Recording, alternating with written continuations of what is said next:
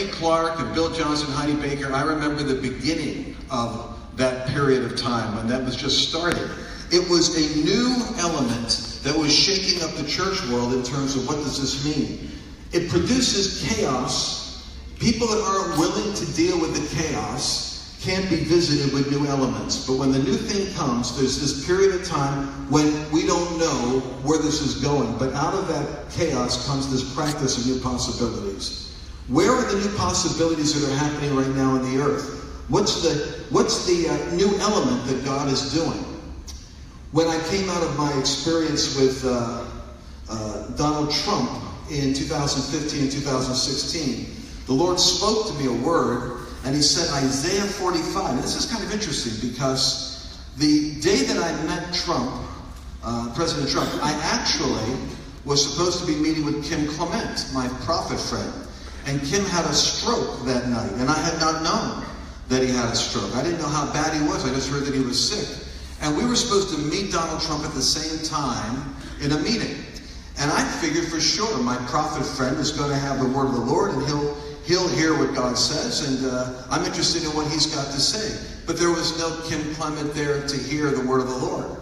So we had our meeting, and I can remember in the meeting, it was kind of humbling for me because I've been in the United Nations, I've been in billionaire corporations, I've been had protests at college campuses, all kinds of exciting things. But anytime you go into a new environment, the first time you're there, it's always a little bit awkward. You don't quite know how to fit in. And I can remember when I went to Trump Towers, I saw Kenneth Copeland and Joseph Franklin, and I saw Jeremiah this, and all these, and Paula White. And I'm seeing all these really well-known TV celebrity preachers, and I'm not one. And I was looking at that, and I went up to the person at the elevator, and I said, am I on that list? I just wanted to make sure I was supposed to be here. And he said, yeah, you're on the list. He said, I put you on the list. I said, who are you? He said, I'm the PR agent that was put in charge of gathering the first group of evangelicals to meet with Donald Trump. He said, I heard you in a small meeting in Florida. There was only about 75 or 100 people. But I heard what you said about 7 mountains, about culture, and about what was happening in the world. And I'm convinced you're supposed to be in this meeting today, and you're supposed to say something. So I thought, oh man.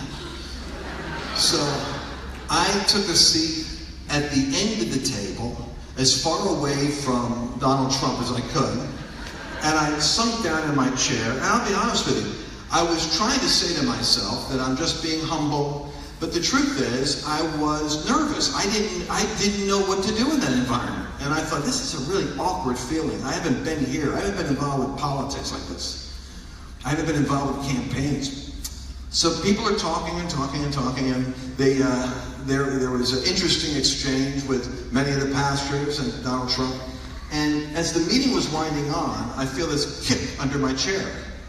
And it's the guy who's the PR agent. And he says to me, say something. And I was like hiding out. I said, I thought, I can't tell him I don't have anything to say. He put me on the list. So I had remembered, I was thinking about this. Nobody was talking about it, but I was thinking about the fact that I have a friend of mine who's a businessman. We were talking about wealth transfer and about what God wants to do with business in this next move of God. And I knew the statistic that 70% of the economy of the United States is driven by companies that are like 15 people or less. Small business drives 70% of the American employment and 70% of the American economy. And that thought was in my mind. And so it was the only thing I had in my mind. And he leaned over again and said, this meeting's going to end. Hurry up. So Donald Trump said this. He said, I noticed that Bill Maher and the media is a lot more persecuting of Christians than I've ever heard. I mean, when I grew up, it was never this vicious. And on these HBO comedy shows, Christianity, it's like open season against Christians. Has it always been this way? And after he said that, I said, yeah! And everybody turned around and looked at me. And I said, and 70% of the economy in the United States, I just picked up on what I was going to say. I said 70% of the economy is driven by small businesses of 10 to 15 people or less. That's 70% of the employment is by small businesses. And quite frankly, Mr. Trump, you're a business candidate. And what nobody's ever thought about is that the average company, let's say that there's 5 employees there's 30 million small businesses in the United States. If there are just 5 employees in each of those companies that is interested in policies that are pro-business and prosperity, then you've got 30 million people times 5. What is that? That's 150 million. What is it? 150 million. That's 150 million potential voters. I had the number that day. I don't have it now. But it's 150 voters that technically could be aligned behind a candidate, and nobody's ever stepped out and done that. And by the way, you're in a room full of preachers. 1/3 of that 30 million businesses, 10 million of them, are Christians that own their own business. Easily 5 employees. Those 10 million would give you 50 million people that have never been tapped into once by a candidate. As a businessman, think about that. There's this awkward silence. Because he was really planning on changing his strategy. He was going to get elected doing something different. And I felt so stupid. And I said, and African Americans are actually one of the largest percentages of people in that 10 million or 30 million group. Did you know that? That's the way out of poverty, is business. Wow. And so I was done, and I felt kind of stupid. And when the meeting was over, it was an African American guy, black leader, across the table from me, comes over to me. He goes, man, if that wasn't for anybody else, that was for me. What you said is absolutely right. He said, that's the secret to the future. He said, that's the reason why I'm working with Mr. Trump. Because I believe it's going to be an economic renaissance for the African American community if we have a president like this guy. He said, and I've known him personally for years. I said, okay, well, I'm glad that word was relevant to somebody. And I went back to my hotel, and I got my luggage, and I got on a plane, and I flew home, and I said, boy, that was weird. I don't even know if that was God. I don't even know if that was, supposed to happen. And what I'm trying to tell you is, in this move of God, you have to be open to chaos. Because God's going to take you into places you've never been, to do things you've never done. So I get home, and when I get home, I hear the Lord speak, and I think it was probably the same ministry spirit that would speak to Kim Clement, and it came to me because we were really very close friends. And I hear this voice in my ear: Donald Trump is a wrecking ball to the spirit of political correctness. And I thought, wow, Donald Trump is a wrecking ball to the spirit of political correctness. That's really strange. And so I get a phone call from my black brother who was at the meeting. He said, hey, we're going to go down and meet with the man. We're going to go meet with Trump. We're going to meet with him in Atlanta. I want you to go with me. I'm going with all the black preachers, and I want you there. And I said, are you sure? He said, absolutely. You're like a brother from another mother. You got to be with me. So I go, okay. So here we're back in the new element, back to chaos. I go down to Atlanta. I'm with all the black preachers. The one white guy. But Donald Trump has a vice president of his operation, a Jewish attorney named Michael Cohen. Michael Cohen is the #2 guy at Trump Enterprises. I met Michael Cohen up there in that room. He told me, by the way, the numbers, he said, the data you gave, absolutely accurate. So I knew at least Michael Cohen, heard me. And I guess it's like the Black Entertainment Channel or a TV channel, shows up at the rally. The place is filled, and all the black preachers are standing here, and they get called over to the TV. And they go over, and they're talking in front of the television. And the next thing I know, the guy calls me over. I go, me? He goes, yes, you. I go over, and he says to the camera, he says, well, we really are fortunate tonight because in our rally is Donald Trump's personal attorney and the #2 man at Trump Enterprises. It's Michael Cohen. And he hands me the microphone. And I realized that they think I'm Trump's Jewish attorney.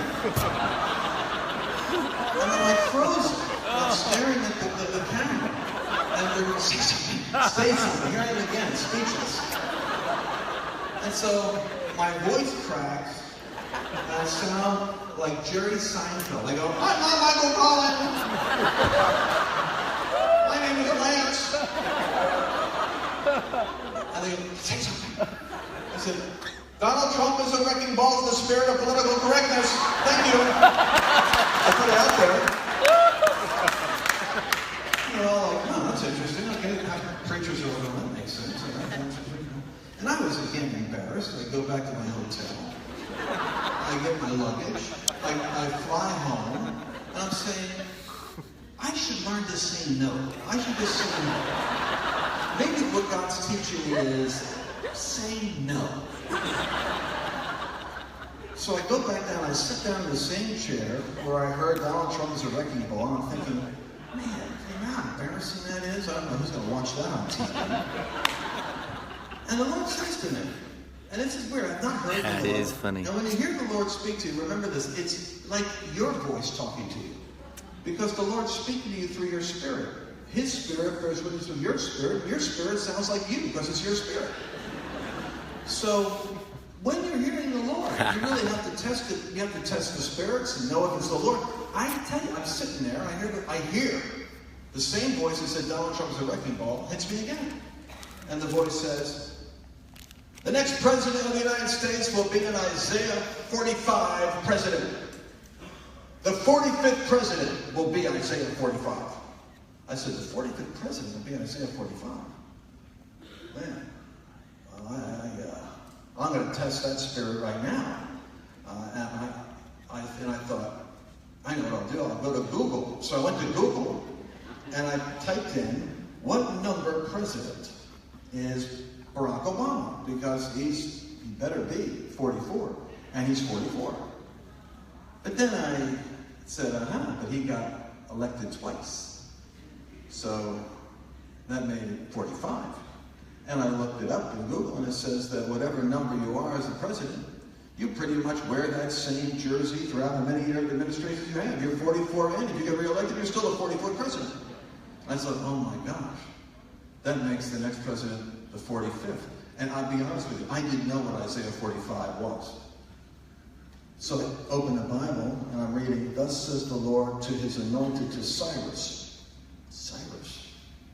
whose right hand I have held to subdue nations before him. I will loose the loins of kings." That in the Hebrew means I will undo the military capability of adversaries. Wow. I'm going to open before him the two lead gates. The gates shall not be shut. We heard an economist today talking about the Babylon. Well, these are the gates of Babylon. This Cyrus would go through the gates of Babylon. And then I will go before thee and make the crooked places straight. Now this one really is rich, because I had notes there, and it says according to the Dead Sea Scrolls and according to the Septuagint, which is the Latin translation of the Old Testament, the actual translation is, I will go before thee and make the crooked mountains straight. I thought, wow, he's going to straighten out crooked mountains, which means something to me because of my Seven Mountain message. And then I will break in pieces the gates of brass and cut asunder the bars of iron. And I start thinking about the gates of hell that are in these mountains, in these crooked places. And I will give you the treasures of darkness and the hidden riches of secret places. This goes to Daniel 2:22, God revealing the secret things that are hidden. And I'm saying, man, this means that during that Cyrus era, God was going to have treasures hidden that would be for the prosperity of his people during the reign of Cyrus. And I'm reading this, and verse 4 says, "And I'm going to do this for Jacob, my servant's sake, for Israel, my elect.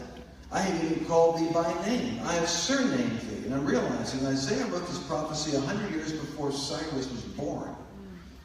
I am going to do this for Israel's sake. And I hear the Lord say, what I'm about to do, I'm going to do for my church globally.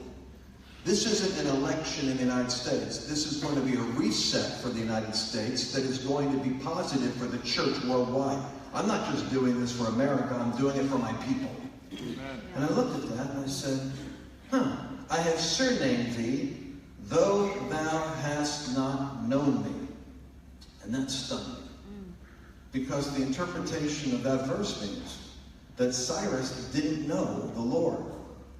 But it just said, thus says the Lord to Cyrus, whom I've anointed. And then I realized that God will put his anointing on certain people he's going to use in history, even if they do not know him. He's prepared them for destiny. Wow. And I looked at that. I thought, man, and I hear these words, common grace. Common grace. And I knew that that was a Reformation term, common grace. Common grace is the word that is used in the early reformers used it during the period of the Reformation. It referred to the grace of God that was on magistrates, judges, mayors, and rulers to restrain evil through them, even if they didn't know the Lord. The grace of God would come upon them to discern right from wrong and just from unjust. Otherwise, the whole world would be in anarchy. That's right. So common grace comes upon rulers, and God restrains evil through them.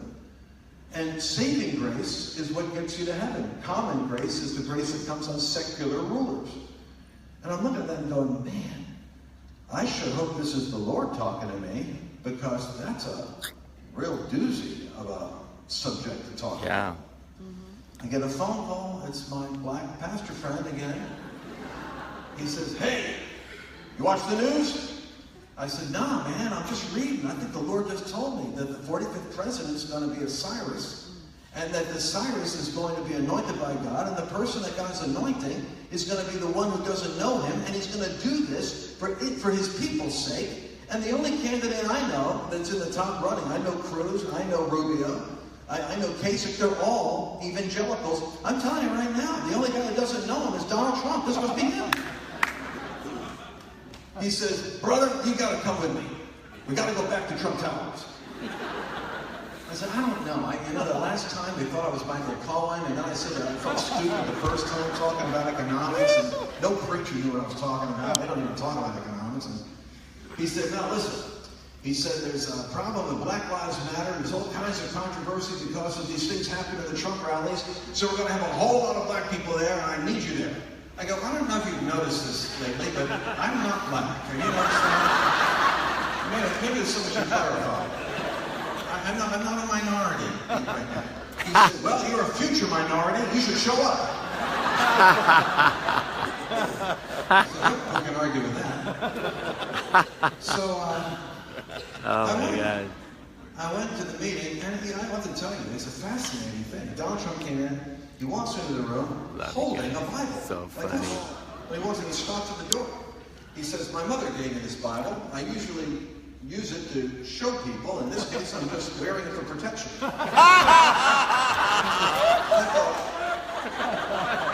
a sense of humor. He comes into the room. He sits down, and right away, man, they're all jumping on him. Hey, there's stuff going on in here. He goes, there's violence in your gatherings, and you got to be careful how you handle these people, and you're handling people and people of color in the way you're...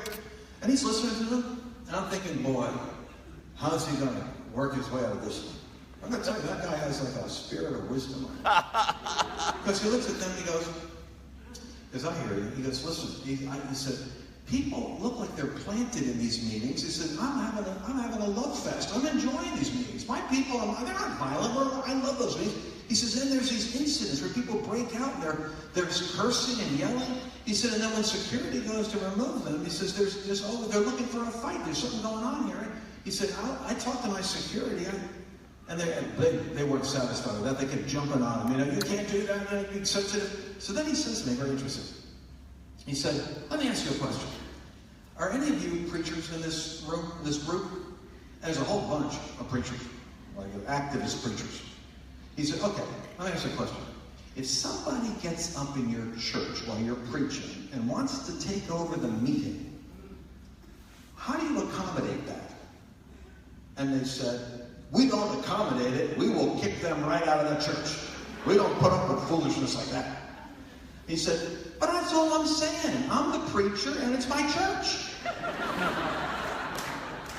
And they looked at each other, and I said, well, that makes sense. He says, I ain't kicking them out because they're interrupting what I'm doing. There's dead silence in the room. Now my brother, Daryl, Scott, sitting next to Trump, says, Dr. Lance Wallnau, tell Mr. Trump what you told me. Now I'm the quiet white guy in the corner praying. And so all the way back in my humble seat, I go, what part? I'm thinking, come on, man, don't you know when preachers are talking to each other? We don't want to have everybody know what we're talking about. It's like a prophetic word like that. He said, tell them the whole thing. So I pulled my Bible out and I plopped it down and I proceeded to share with him Isaiah 45 and what the Lord told me. And I told him, I said, this has to be the grace of God on your campaign because you've done a lot of stuff that should have stopped you a long time ago. And you keep on surviving. It has to be God. I said, and over here it says, you know, I have surnamed you for my people's sake, though you have not known me. And I told him, I said, now I know that, you know, we're all evangelicals, and, you know, you want us all to, you know, you have your Bible with everything, but we know that you're actually not one of us. But that's okay, because it says right here that, you know, you don't know him, and that's all right, because God's anointing is on you, and you just have to walk with God's grace, and well, I believe it's going to work out for you. And he's like staring at me, kind of like scowling at that thought.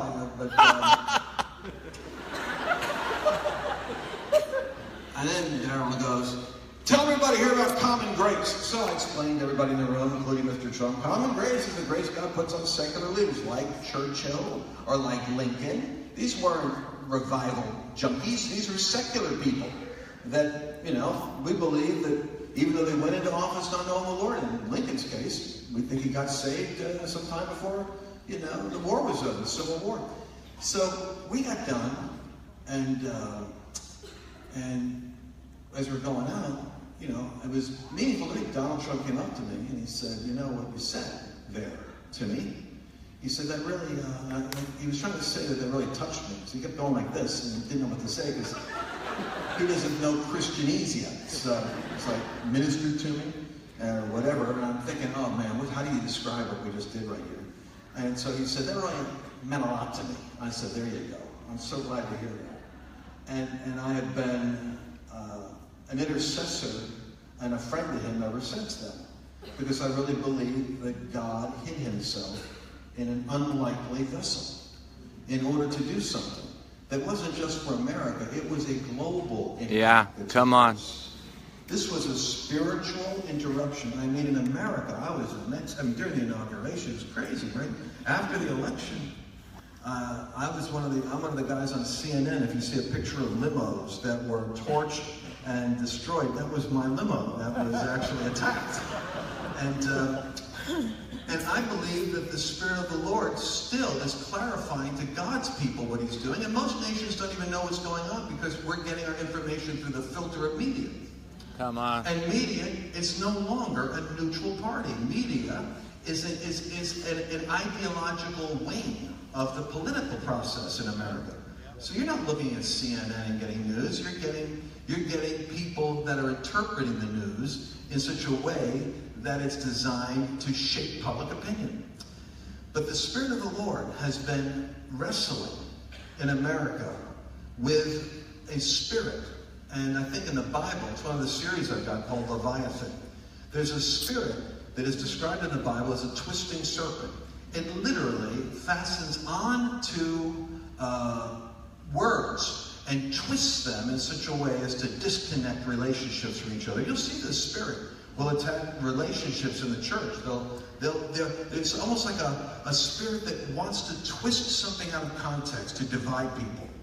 And so we're warring with that spirit right now in the United States. But what I want you to know is that the process that happened here is moving now to the next phase of the practice of new possibilities. Our economy actually is in a remarkable strengthening. The African American community, true to what my friend told me, now has the lowest rate of unemployment it's had in like 15 years.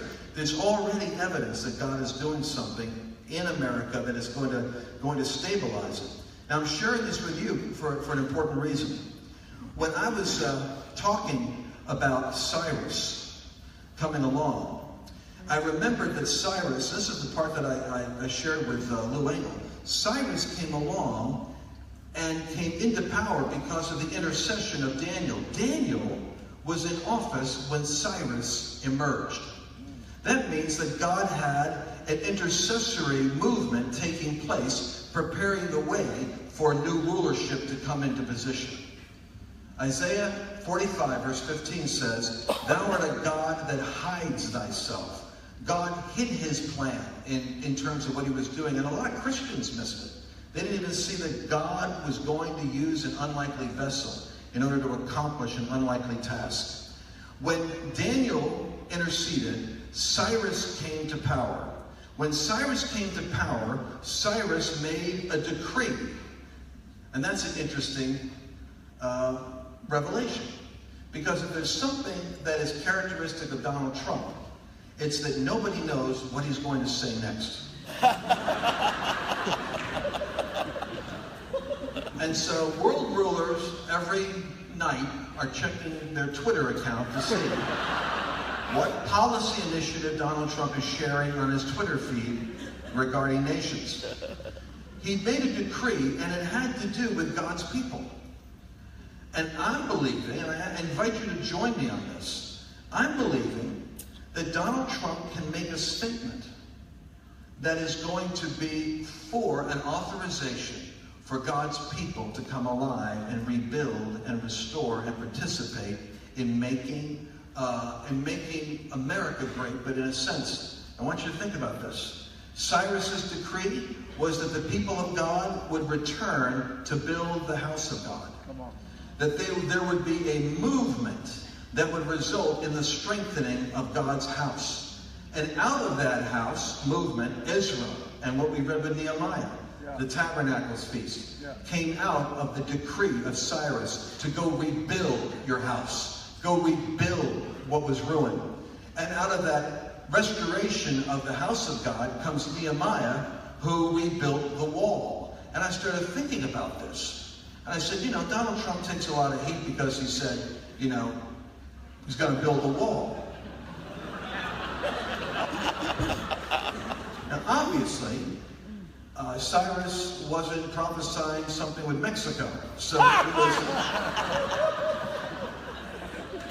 it was talking about restoring the wall around Jerusalem. But as soon as I saw that, I said, there's such prophecy and prophetic meaning around this whole sequence about what happened with Cyrus. I'm going to show you in a second how this applies to us. Because the prophetic track that took place in this period of history is taking place right now in front of us, and it's easy to miss it if you don't have eyes to see.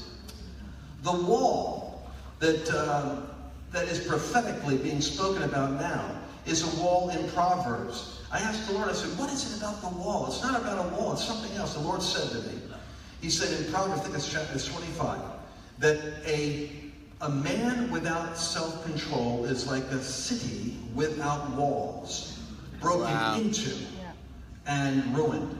Think about that. A person who lacks capacity for self-government is a person who doesn't have boundaries, and because they have no boundaries, the enemy can come in and rob and plunder and steal and kill. What we have right now, in my country particularly, is the collapse of self-government. We have a culture that is in moral freefall in terms of being able to define right and wrong, true and false. We don't know how to define the meaning of a gender, male or female, or marriage. Institutions that have never been questioned for thousands of years are suddenly up for grabs. And this is why the battle in culture is so important. Whoever wins the war of influence in a city or in a nation ends up with the power to define the meaning of words. And so you may have enjoyed freedom of speech for a long time, and people in Canada and some people in the United States have already found out. They don't have the freedom they used to have because the meaning of words that once was simply your belief in the Bible can now be reduced to something in my country which could border on hate speech. And so preachers are in fear. Donald Trump said something fascinating to a group of 1,000 ministers. He said, I meet with Christians, and the number one thing that I see in them, and I thought, this is interesting, what will he say? Love, dedication, patriotism, faith? He said, fear. He said, Christians are afraid. He said, and I want to end that fear for Christians, so that they don't have to be in fear. So, rebuilding the wall, in my opinion, isn't about Mexico. Rebuilding the wall in Cyrus's day was about restoring the boundaries around Jerusalem so that Jerusalem could end up having its identity back again. And I truly believe, if you take a look at the parallel here, this is what Lou said. He said, Lance, he said the prayer movement that was going on globally for the United States, he said was a Daniel intercession movement. There was praying and fasting for America, because America's been in a crisis. And if America goes down, it's like a domino effect in terms of global instability. I believe that even the sovereignty of God's involvement with the election process came about as an answer to that intercession. I believe that there's going to yet be decrees that are going to come forth that are going to authorize Christians to be more engaged in terms of rebuilding and restoring. When we think about, Bruno, what you're talking about today with the economic model for the feast, for the Jubilee, there's a call coming forth for believers to be more engaged, not less engaged, with the issues and the challenges that are affecting the world right now. And I believe that this key here, walls, has to do with restoring the boundaries. One of the things that concerns me about the globalization movements that I've been looking at in the last 10 years is that God sets nations in place. And it says in the book of Acts that God gives them their boundaries and a period of time, if haply they might seek after him. God puts boundaries on nations. He never intended for nations to not have definition.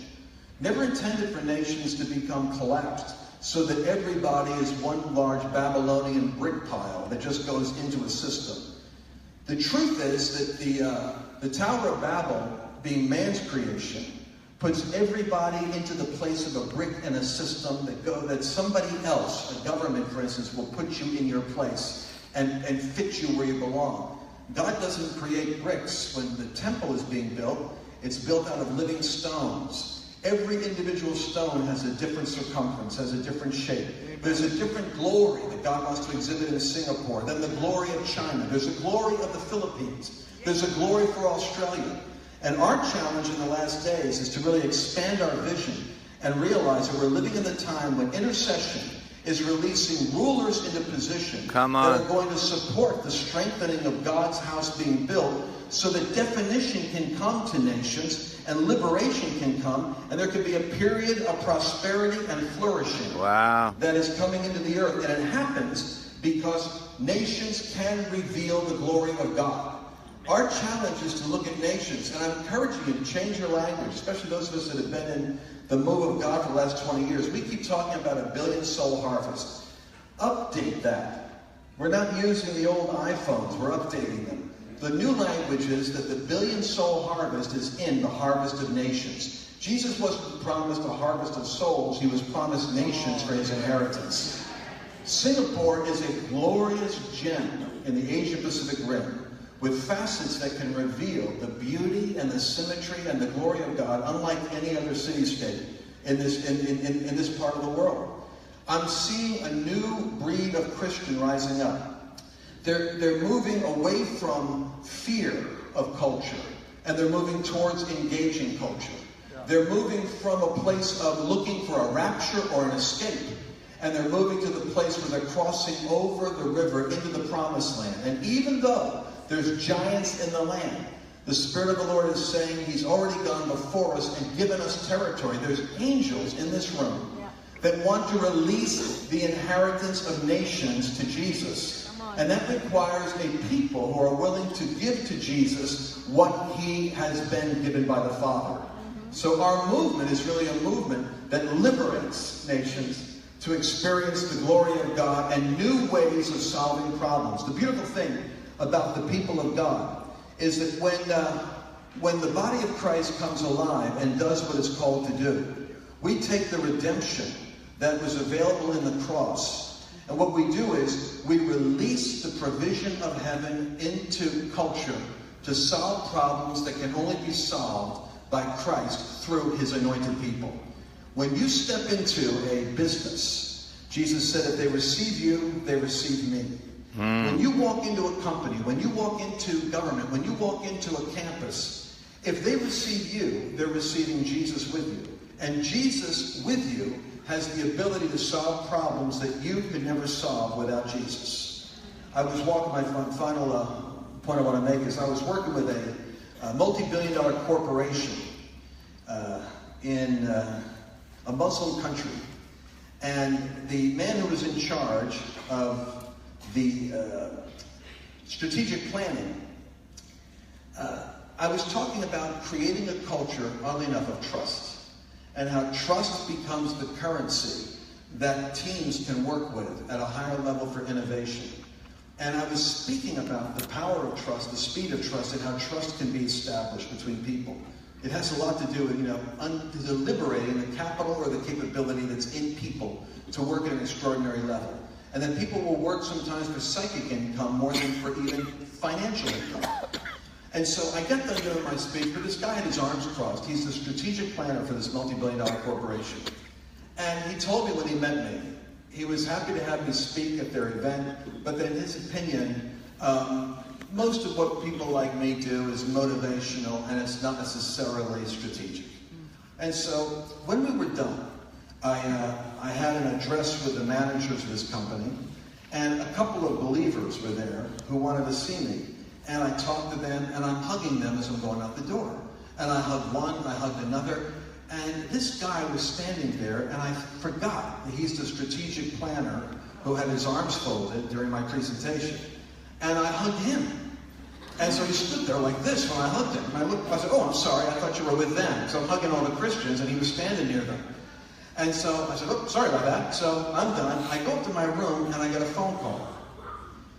And he says to me, I'd like to meet you downstairs. And he tells me where to meet him.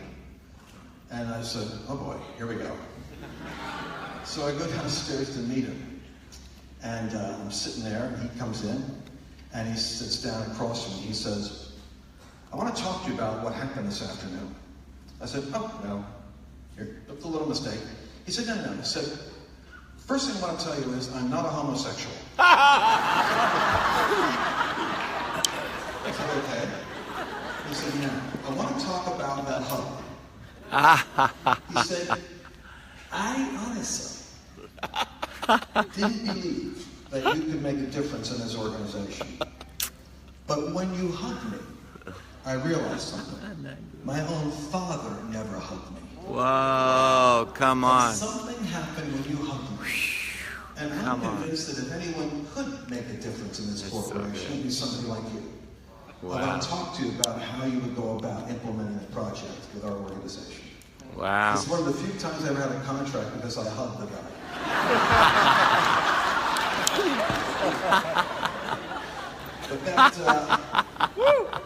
But what I realized is, at the end of the day, oh my God, it's so good. we can look back and see how God he is literally doing something to change the dynamic of how we interface with the world. My encouragement to you is to seek God and risk the new things that he's doing in your life. Embrace the chaos. Be willing to feel awkward. My whole story now, working with Trump. Now, the interesting thing about since I got involved with the political discussion in America, I ended up working with a group that has an office in Washington. It's a Center for National Renewal. It's a place where business leaders, economists, and church leaders and intercessors meet for strategy on the new elements of what God is doing in the nation. It's 3 doors down from Bernie Sanders' office, which is really hilarious. I'm on 2nd Street, 2 blocks from the Capitol. And when I'm there, I sit down and I look at that space that we're in, and I say, all the way to here, I felt as though there was something that was calling me, but I was entirely uncomfortable because I was going someplace I've never been before. Working with people I've never worked with before. Learning a language I didn't even understand. And I'll leave you with this thought.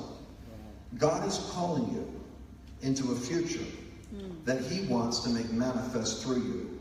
The question is, who will you have to be that you've never been? What will you have to do that you've never done? What will you have to learn that you've never learned before? Because the call that God has for us is a call to step into an enlargement of our role in the world around us. Does that make sense? And it's filled with new possibilities. If you're willing to be uncomfortable, the Comforter will help you. So let's pray. Father, I thank you now for the anointing. I believe the Spirit of the Lord is saying tonight that there are people in this room that have felt hidden, passed over in promotions, missed.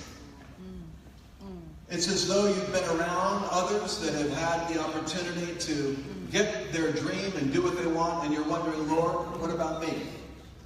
I have a word in my spirit tonight, and it may apply to many of you.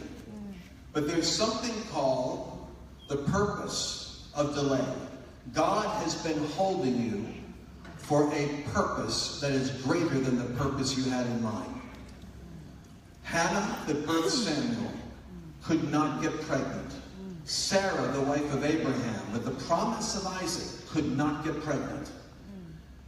Elizabeth, who birthed John the Baptist, could not get pregnant. In the Bible, the story is over and over again that God birthed some of His greatest work out of frustrated wombs. And there are many that have felt delays. But this is the season when you're going to see God releasing something called the anointing of recognition. It's going to be when other people suddenly see who you are and what you carry. When other people that didn't notice before are going to look twice and see the grace of God on your life. I release to you the favor to enter into the next season and to conceive that which God has uniquely called you to birth. And it will make up for the delay, and it will make up for the frustration, because during that process, God was humbling you, to form you, to forge you, to prepare you for promotion. So, Father, I thank you now tonight that there is a company that's moving into the building of things that have never existed before. And the glory of nations is going to be released by a great army of reformers, of Nehemiahs, that are going to take what's broken and restore it into splendor, because the hand of the Lord is doing it. There's a decree coming in Jesus' name. You're called to step into an hour when you become the voice of the Lord to define the greatness that's in your own nation. Armies For those of of you that are other reformers. nations, Wow. you carry in you something more than just revival. You carry the power to give identity and shape the currency of your country. The Spirit of the Lord is raising up sheep nations in the last days. Nations that are going to work and reveal the glory of the kingdom. And it's going to be a new kind of system that's going to be at work in the church in the future. Shut up, An Abraham. economy of grace. Economy of grace. And everyone said, Amen. Wow, hallelujah. Come on. So good. So good. 2 weeks ago, I was in Jerusalem. I was in a board meeting. And same thing. This is a different level of plans. I came up from the board meeting. I went back to my hotel room straight away. I said to my wife, I'm quitting the board. I said, this is not for me. I don't want to do this. I don't want to do this. I'm just enough. I'm going to go back to Singapore and write to the chairman of the board. And I said, I'm going to tell him I resigned. This is not for me. I can't do this. I felt exactly the same. It's just like this new environment, new element. And the next day I received a prophetic word from someone totally out of the picture. And she says in the prophetic word, I see you connected with this Jewish community, and the Lord says, whatever you do, stay connected, don't quit. Wow. So I said, is this God speaking, or I'm just questioning this whole thing? But I'm sitting down here today and I realized, God, this is just for me. This is just for me. God said, introducing a new element. There was chaos in my life. The embarrassment. I remember the only thing I said in the board meeting was there are too many Americans in this board. So I said that. course, I mean, the money came from, all the money is from America, you know. Gateway puts the money in, Jack David puts the money in, and I'm thinking, oh gosh, what am I saying, you know? I said we need more, I said, you know, the world's changing, Funny. and I think that Israel needs more Asian faces on this board, that's all I know, you know? I was the only Asian guy I met. And, you know, and I just feel like this is really for me. And I feel like, I sense there are many people in this room today that God is introducing a new element in your life. And He wants to shape something in your life and bring you into that place where He's going to bring you to a new status quo. And I don't know, I just feel like the Lord's doing something in this room. Come on. Let's all stand. If you feel that's you today, all right? If you feel that God is wanting you, and you know, it's terrible when you're in a room. It's like, Lance, I don't know what was going through you, but when I'm in the board meeting, when I was in this board meeting, I just like my mouth was stuck. I couldn't say anything. You know, nothing was going through my head. I'm thinking to myself, what am I doing here? You know, right throughout. I mean, the board meeting was 8 hours long, and I'm thinking to myself, what am I doing here? What am I doing here? You know. Say thank you, There are Lance. people They're here today saying that thank you, God's Lance. about to introduce Thank a new you. element Thank you, in your life. Georgian. And I feel like, Love you, man. you know, this butterflies and Annabelle, stuff. I always she's think with that, us you know, having tonight, butterflies so is okay as good. long as they fly All in the the way same here. direction, right? Yeah. Yeah. And you're in that place where God's about to move you into something that you never had before. It's a new thing. God's going to do this because He wants to bring a new status quo in your life. Would you just lift up your hands if that's you today? I just feel like, wow. Come on, lift your hands if that's you. Shut up. Now, if that's you, would you just come to the front? I feel like this is really important. This is a significant time. You just come, and I just feel like the Lord wants to minister to you. There are many people here today. God is about to release you into something. Man, I feel something that God is speaking to so many people in this room. Man, look at that. I mean, they're all half the congregation. We're just trying to move as many people as forward to the altar. We're trying to move the chairs one row back. It's so We're trying to good. get as many people to come. People are coming. This is a significant moment. Receive, go ahead, receive. God is going to move people in corporations and boards and in businesses, and He's going to move you into the places of your inheritance, hallelujah, and these new destinies that are going to open up for you, and God's going to do something pretty amazing in this room today. And just keep coming. We just try to squeeze as many people, and then we're going to pray for people on the aisle as well. We're going to push the chairs back, and we're just going to get you to come to the front. Hallelujah. Hallelujah. I'm going to ask Paul to just, clear up just the leaders in the song. And then we're going to be praying for people, right? Let's just worship, keep our eyes on Jesus. Because I feel like God is going to bring in a new element in many people. If this is touching you and touched you and it said that's for me, so I just bless my friends, Lord. Bless my dear friends. Wow, just fresh words, fresh thing doing in our lives, Lord. I just bless you and I love you. Thank you for joining us. Receive right now from the Lord a prophetic word for you. Receive what He's telling you to do. It's a moment of alignment, a moment of adjusting to the destiny of God, to the boundaries of what He's put us into His will. So just receive it and I bless you. Seal it, Lord. Thank you, Jesus. Thank you, Grace. Thank you, Paige. Thank you, Leonard. Thank you, Linda. Bless you, bless you, bless you. Diane, bless you, and bless you, Steve and Deborah, bless you guys. Andre from London, bless you. Nicole, yeah, come on. Shout out, Baba. Thank Diane. Oh, no. We worship you, Lord.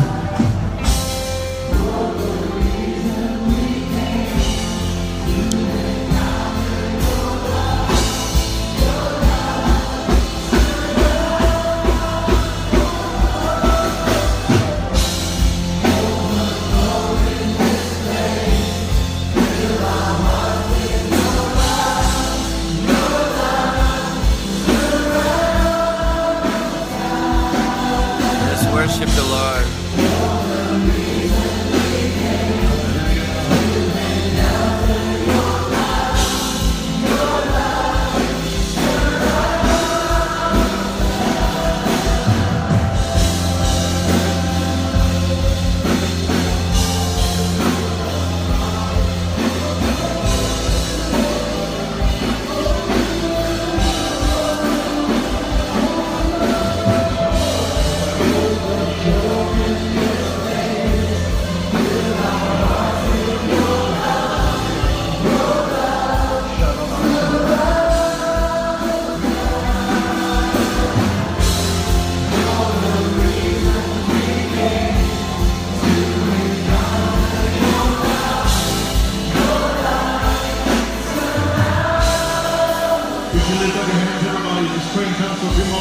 before we speak the word of God over your life, hallelujah, before we speak grace over you. We're going to ask the pastors and the leaders and team members, hallelujah, the speakers. We're going to start laying hands on people in this room.